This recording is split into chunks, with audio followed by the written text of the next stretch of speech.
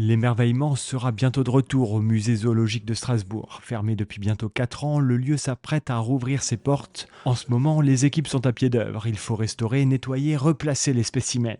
Ils sont dans leur état, ils ont simplement fait l'objet d'un dépoussiérage, d'un nettoyage et puis d'ajustements chromatiques, mais principalement sur les pattes des oiseaux, par exemple, sur le bec. Mais le choix qui a été fait, c'est quand même de maintenir les collections dans un état d'authenticité matérielle qui est nécessaire au rôle scientifique de l'objet. La collection strasbourgeoise a commencé au milieu du XVIIIe siècle et s'est enrichie au fil du temps.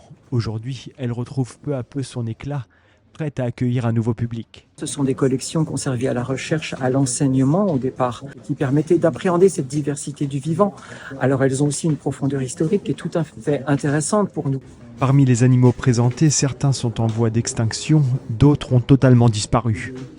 Comme le grand pingouin qui a été offert par le naturaliste Pallas à Jean Herman, qui est dans la salle juste à côté. Le loup de Tasmanie, ça, ce sont des espèces emblématiques et disparues qui ont une valeur à la fois patrimoniale, mais aussi scientifique extrêmement forte. Le nouveau projet scientifique et culturel du musée a pour objectif d'en faire un musée de société, donc de s'intéresser aussi aux enjeux de société.